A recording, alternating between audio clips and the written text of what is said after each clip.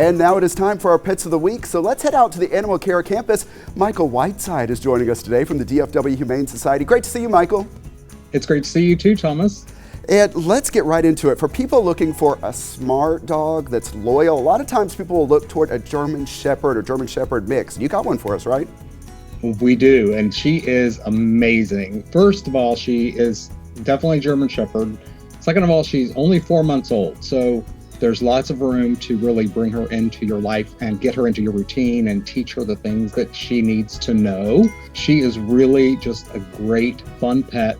She's very playful, definitely all puppy. So she's going to need some basic obedience training, and she still has a tendency to nip and use her mouth when she's playing, kind of biting at you, which is what puppies typically do. So she'll need some training with that, but she is really playful. She loves swimming pools. We have a pool in one of the play yards, and she loves to run and jump into that and then jump all over you when she's totally soaked. She loves her toys, and she just loves people in general. She's such a fun dog. She's currently on some medication because she did arrive originally with Irving Animal Services with a torn ear and some puncture wounds. So they think maybe she might have been attacked by another dog, but they're not quite sure. But they fixed that up. She's still on some medication to clear up some of the leftover healing that needs to be done on that ear, but she'll be ready to go home soon.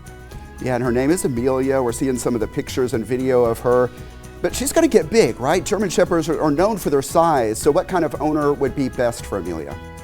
Definitely it's going to be someone that understands that they are going to get bigger and that she's at an age where she really needs to get some routines and some training down now, so that when she does get bigger, that the issues that seem kind of small and not so important right now can become a lot bigger issues once she becomes a bigger girl. I mean, German Shepherds can get upwards of 80 to 100 pounds or more. We don't know for sure that she's full German Shepherd, but she looks pretty close to it. So she'll probably get up in that range, and she's going to be a big girl. It'll be probably great with a yard, someone that can take her for walks, get her used to that kind of activity. So I think probably better in a house, but she's young enough that she should do well around kids, and I believe she's okay around other pets too. Yeah, and they are so smart, so it's good to get that training in and get some education, and Amelia will be a great pet. So let's move on to the next pair, Charlie and Anne-Marie. Now, you said you think they might be a bonded pair, and I bet if you think they're a bonded pair, they probably are, right? Right. I mean, we haven't officially, said that they have to go home together. But when you watch Charlie and Anne-Marie, they definitely belong together. They were originally came into Irving Animal Services as strays, and they were found roaming together. They are estimated to be about 1.5 years, and they're a lab Catahoula mix. So they're both this beautiful brindle color.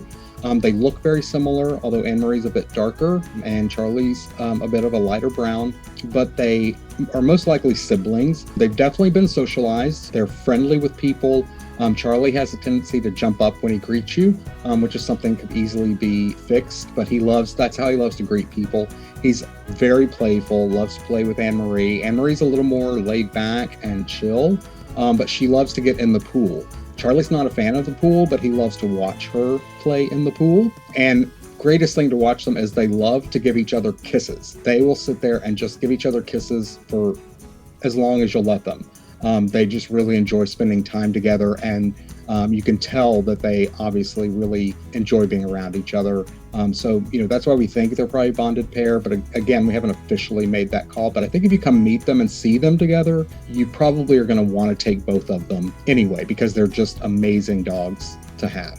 Yeah, sounds like it. Sounds like they really need to go home together. And let's talk about fundraising at the time of this pandemic.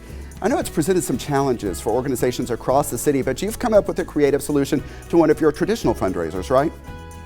Yeah, so what we're doing this year, typically, in the spring we have our, what is typically a walk event called Wag, Walk, and Roll. Usually, it's just kind of a leisurely walk and a peer-to-peer fundraiser that we do every spring. And obviously this past spring we had to cancel that because we couldn't do it in person.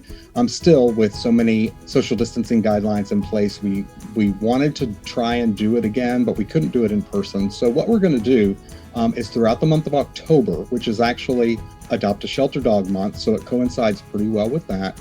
But what we want people to do is register as a fundraiser, and then we want you to pick something that you enjoy doing and that brings joy to you and to other people, and just commit to doing that all month long while you raise money. So if you want to run a 5K.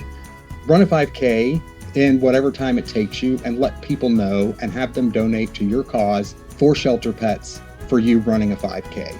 If you're a crafter, craft something and sell it and give the proceeds, or ask people to donate when you finish a craft.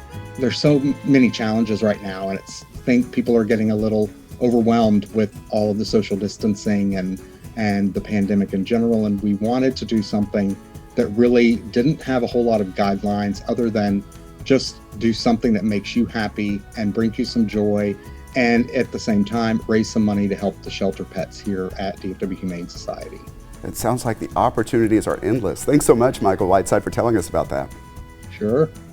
All right, and the best way to adopt right now is to call the Animal Care Campus and make arrangements to meet. DFW Humane Society's number is 972-721-7788. For Irving Animal Services, call 972-721-2256. Also, check out the websites you see on your screen.